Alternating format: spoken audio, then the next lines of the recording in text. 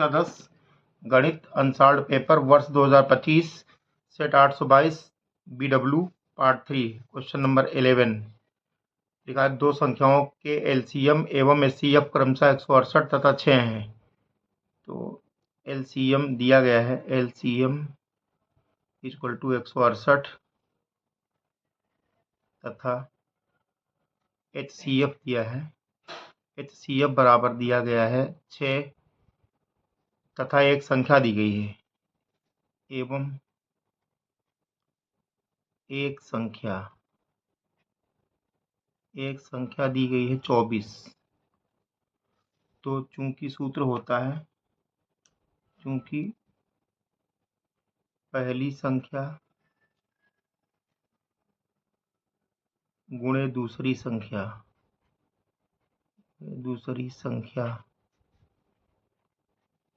बराबर होता है एलसीएम गुणे एचसीएफ। तो यहाँ से पहली संख्या का मान हमको पता है 24 है, दूसरी संख्या पूछ रहा है तो इसको लिख देंगे, दूसरी संख्या के नीचे दूसरी संख्या लिख देंगे हम। दूसरी संख्या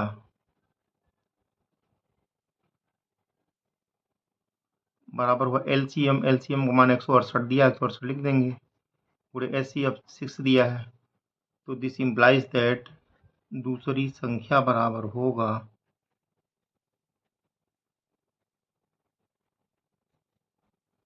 168 गुणे 6/24। अब इसको हम 24 से काटेंगे तो चाहे हम 6 से काट लें, तो इसको काट दे रहे हैं, पहले 6 से काटेंगे तो 6 चौक 24 हुआ, 6 का नम 6 हुआ, 6 चौक 24। अब 4 से काटेंगे, 4 चौक 16 यहाँ पे हुआ, ये हुआ 4 का नम 4, यहाँ 4 चौक 16, 4 दूनी 8। तो दूसरी संख्या आ गई 42। तो अतः दूसरी संख्या बराबर 42। ये विकल्प नंबर बी में है, अतः विकल्प बी सही है। अतः विकल्प बी सही है, यही हमारा आंसर हो गया। प्रश्न 12, बिंदुओं ए के निर्देशांक दिए ए कामा बी, यानी ए के निर्देशांक है यहाँ पर ए कामा बी, और अगला बिंदु है बी, कैपिटल बी, इसके निर्देशांक है 2a कामा 2b के बीच की दूरी होगी। सूत्र होता है चूंकि दो बिंदुओं के बीच की दूरी,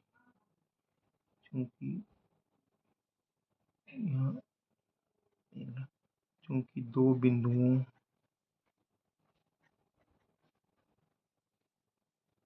के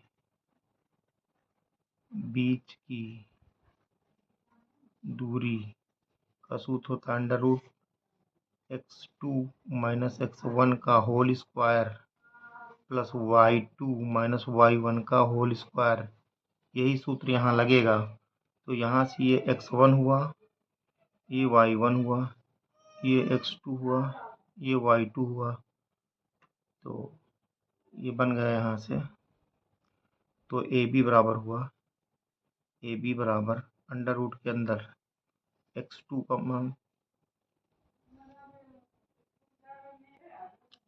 मान यहाँ पे 2a लिखा है, माइनस x1 का मान a लिखा है का होल स्क्वायर, प्लस y2 का मान 2b है, माइनस y1 का मान b है का होल स्क्वायर हुआ। तो ये 2a से a जाएगा तो a बचेगा, a का स्क्वायर आया, प्लस 2b से एक भी चला जाएगा तो खाली भी बचेगा, b स्क्वायर आया। तो ये हुआ अंडर रूट के अंदर a square plus b square, ये ab हुआ। लिखेंगे अतः AB के बीच की दूरी बराबर, अतः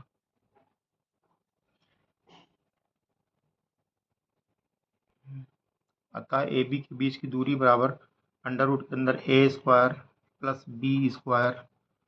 तो लिखेंगे अतः विकल्प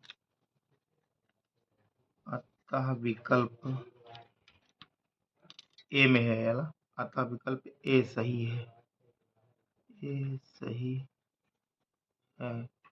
यही हमारा आंसर हो गया।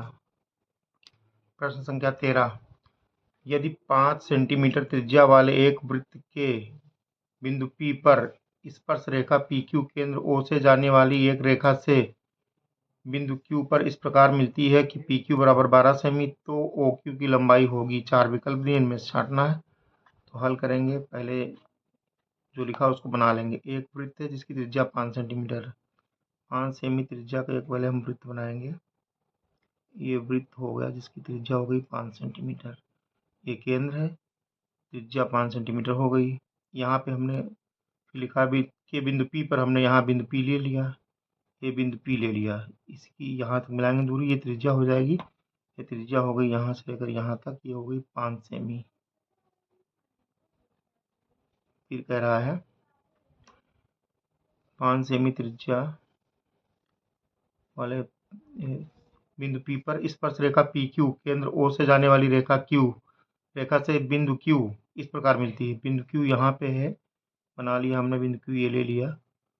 तो ये कह रहा है ये जो रेखा है, ये PQ रेखा इस प्रकार मिलती है कि PQ बराबर 12, यानी ये वाली रेखा जो हमारी PQ है, ये कह रहा 12 सेमी। ये PQ 12 है और ये तो 5 सेंटीमीटर है ही, O इसका केंद्र है, तो OQ की लंबाई निकालने कह रहा। तो चूंकि स्पर्श रेखा त्रिज्या पर लंब होती है, लिखेंगे चूंकि इस प्रकार, चूंकि स्पर्श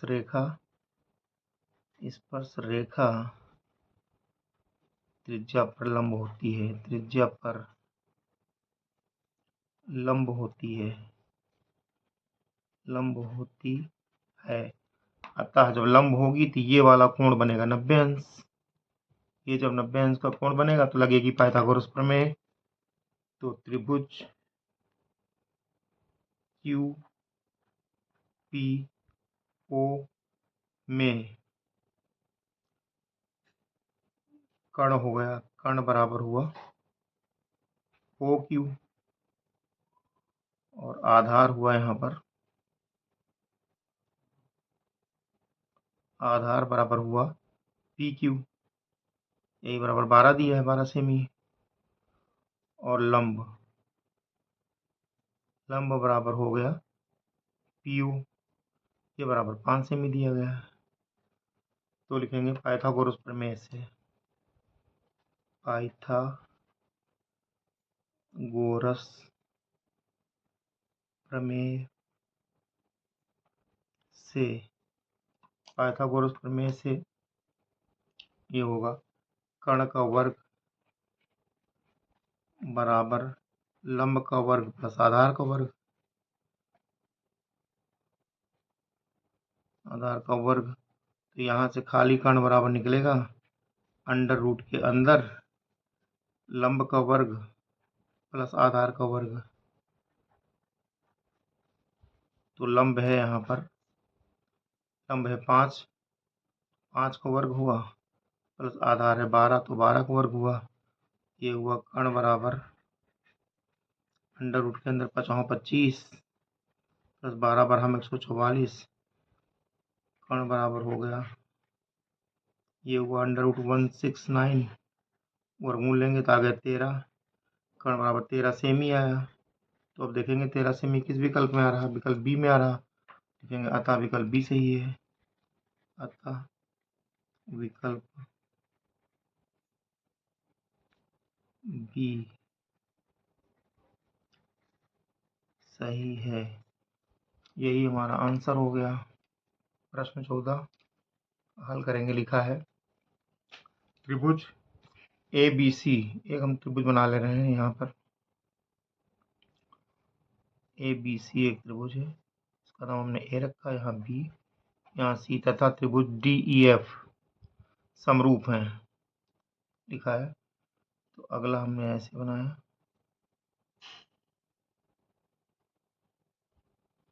इसको हमने डी कहा, इसको ई कहा और इसको एफ कहा। दिया है चूंकि त्रिभुज ए बी सी समरूप हैं त्रिभुज डी ई एफ के, तो समरूपता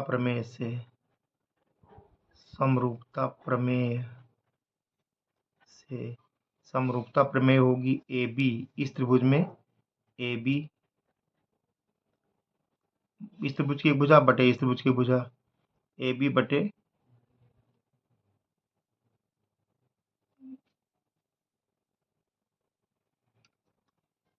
बटे डी ई बराबर होगा, ये आधार वाली भुजा बी सी बटा यहाँ होगा ई एफ।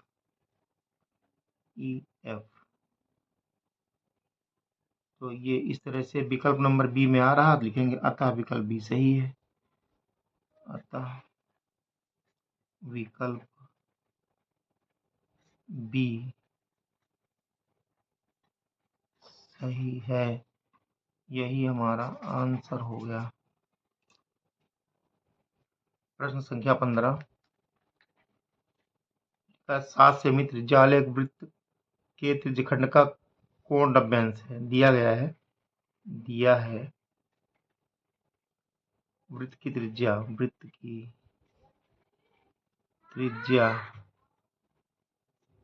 r बराबर 7 सेमी तथा थीटा दिया गया है 90 अंश। तो त्रिज्यखंड का क्षेत्रफल निकालें कह रहा। तो त्रिज्यखंड का क्षेत्रफल का सूत्र होता है पाई r स्क्वायर थीटा बटे 360 अंश। तो यहाँ लिखा हमने पाई का मान लिख दिया 22/7, गुणे r है 7, तो 7 का स्क्वायर करेंगे तो 7 गुणे ये हुआ, गुणे थीटा का मान 90 अंश है बटे 360 यहाँ लिख दिया, यहाँ गुणा लगाकर तो काटेंगे तो 9 चौक 36, और इस 7 से इसकी घात कट गई। फिर काटेंगे इसको हम 2 से, 2 दूनी 4 और 2 ग्यारह 22, ये यहाँ से आ गया 11 गुणे 7 और बटे 2 आया, तो 11 सती 77 बटे 2 हल करेंगे तो 2 तिहाई 6, काटेंगे 2 तिहाई 6, चाहे 1 17 होगा, 2 8 16, 2 पंची 10 सेमी स्क्वायर आया, यह आया 38.5 सेमी स्क्वायर। तो ये विकल्प नंबर सी में आ रहा, आप लिखेंगे अतः विकल्प सी सही है। अतः विकल्प सी सही है, यही हमारा आंसर